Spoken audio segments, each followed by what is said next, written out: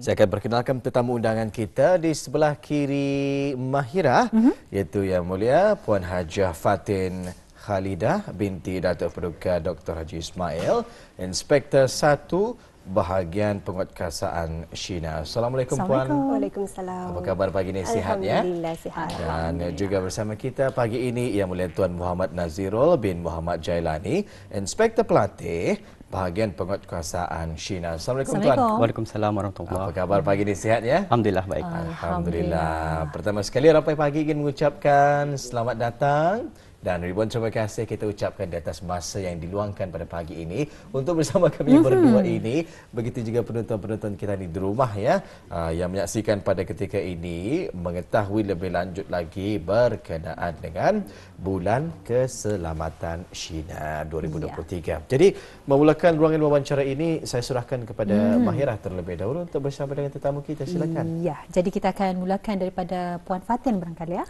berkenaan dengan segmen wawancara kita kali ini. Jadi mungkin dapat dikongsikan ni Puan, boleh memberikan sedikit pengenalan peranan dan juga visi Autoriti Kebangsaan Keselamatan Kesihatan dan Alam Sekitar Shina ni. Silakan Puan. Bismillahirrahmanirrahim. Assalamualaikum. Terima kasih Puan atas soalannya. Pihak Autoriti Kebangsaan Keselamatan Kesihatan dan Alam Sekitar atau dikenali dalam bahasa Inggeris sebagai Safety, Health and Environment National Authority atau SHINA adalah sebuah badan berkanun yang ditubuhkan setelah diperkenankan oleh Kebawah Duli Yang Maha Mulia Paduka Seri Baginda Sultan dan Yang di-Pertuan Negara Brunei Darussalam melalui Akta SHINA Bab 227. Dengan ini, SHINA secara rasminya dimandatkan dengan tanggungjawab dalam menguatkuasakan dan mengawal selia isu-isu keselamatan, kesihatan dan alam sekitar di tempat kerja serta perkara-perkara radiasi di negara Brunei Darussalam. Shina juga mempunyai visi dengan komitmen untuk membuat perubahan positif bagi memastikan negara Brunei Darussalam menjadi tempat selamat untuk bekerja dan didiami. Selaras dengan ini, Shina berhasrat untuk mengurangkan kadar kemalangan, kecederaan atau insiden serius dan kematian yang berkaitan dengan tempat kerja di seluruh negara Brunei Darussalam. Ini demi untuk mencapai sasaran sifar kematian menjelang tahun 2035. Ya, Mahira, itu dia tadi ya. Serba sedikit kita mengetahui mengenai dengan pengenalan ya, begitu juga peranan dan juga visi Autoriti Kebangsaan Keselamatan Kesihatan dan Alam Sekitar, pendeknya SHINA ini tadi ya. Kita beralih pula berikutnya kepada Tuan Muhammad Nazirul ya. Apakah dan bilakah Hari Sedunia untuk Keselamatan dan Kesihatan di Tempat Kerja bagi tahun 2023 masih ini Tuan? Bismillahirrahmanirrahim. Assalamualaikum warahmatullahi wabarakatuh. Terima kasih Tuan atas soalannya. Pihak Shina akan mengadakan Bulan Keselamatan bagi tahun 2023 bersamaan dengan Hari Sedunia untuk Keselamatan dan Kesihatan di Tempat Kerja atau dalam Inggerisnya World Day for Safety and Health at Work. Hari Sedunia untuk Keselamatan dan Kesihatan di Tempat Kerja 2023 ini merupakan acara global yang pertama kali diperkenalkan oleh Pertubuhan Buruh Antarabangsa iaitu ILO pada 2003 dan disambut pada 28 April setiap tahun.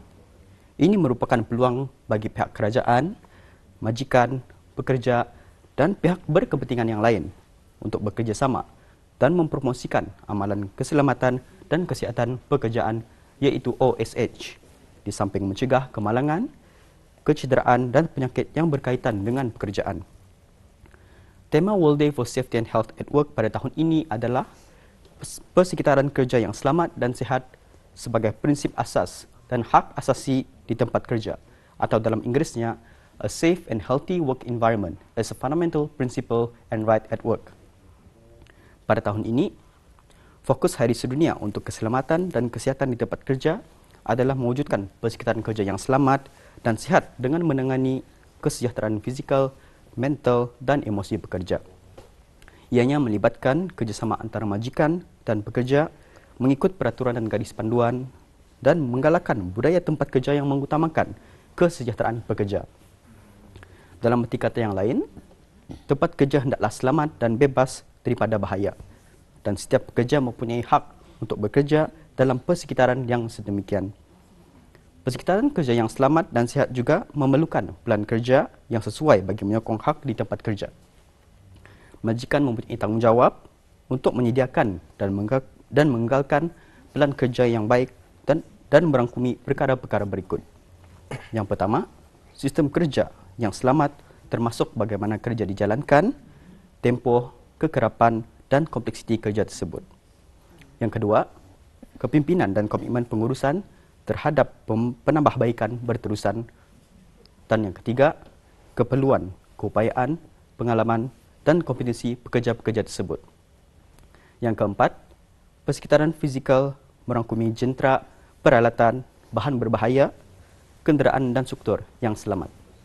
Ya, Alhamdulillah. Ya, jadi 28 April ni Mahirah ya. betul sekali dan juga membawakan tema pada tahun ini iaitu persekitaran kerja yang selamat dan sihat sebagai prinsip asas dan hak asasi di tempat kerja ataupun dalam bahasa Inggerisnya a safe and healthy working environment as a fundamental principle and right at work ya. Jadi itu antara tema bagi tahun ini. Jadi kita beralih kepada Puan Fatin. Mungkin dapat dikongsikan apa sebenarnya aktiviti-aktiviti yang akan bakal berlangsung pada bulan keselamatan bersempena dengan Hari Sedunia untuk Keselamatan dan juga Kesihatan di Tempat Kerja pada tahun ini, Tuan. Puan, silakan. Okay. Pada bulan keselamatan bersempena dengan Hari Sedunia untuk Keselamatan dan Kesihatan di Tempat Kerja pada tahun ini, pihak Shina akan mengadakan pelbagai acara dan aktiviti-aktiviti iaitu seperti berikut. Aktiviti yang pertama adalah pertandingan video pendek di media sosial yang akan dibukakan kepada orang ramai. Video mestilah bertemakan Hari Sedunia pada tahun ini iaitu persekitaran kerja yang selamat dan sihat sebagai prinsip asas dan hak asasi di tempat kerja. Pertandingan ini akan bermula pada 17 April sehingga 15 Mei 2023. Aktiviti seterusnya yang telah dirancang adalah aktiviti amal dan sukarelawan ataupun Corporate Social Responsibility CSR yang akan diadakan bersempena dengan bulan Ramadan insya-Allah pada hujung bulan Ramadan ini. Ya. CSR ini adalah sumbangan ikhlas daripada pegawai dan kaki tangan Cina bagi membantu dalam pengagihan hidangan sungkai yang kami sasarkan di kalangan pekerja-pekerja di sektor pembinaan construction workers. Seterusnya, pihak Cina akan membuat majlis pelancaran pada 29 April tahun ini bersempena dengan Hari Sedunia itu nanti. Orang ramai boleh menyaksikan acara ini secara langsung melalui di media sosial Cina. Pada awal bulan Mei nanti pula, pihak Cina akan mengadakan Hari Terbuka Cina kepada pihak-pihak yang berkepentingan industri.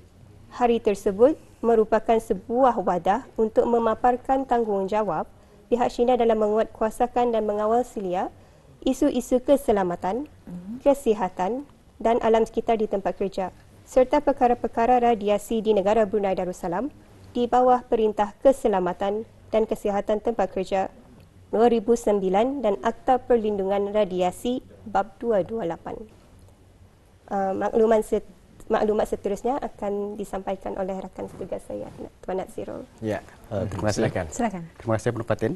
Acara selanjutnya, Tuan dan Puan, bagi menyemarakkan lagi sambutan Hari Sedunia itu nanti, pihak Cina akan mengadakan Je Raya Wara ke 44 daerah di seluruh negara Brunei Darussalam ini.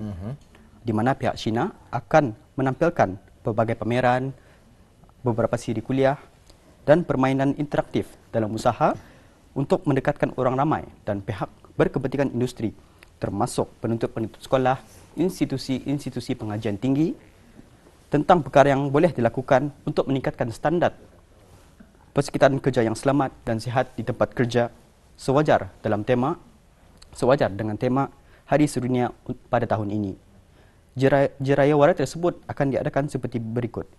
Je Raya Wara pertama akan diadakan di daerah Belait pada 9 Mei.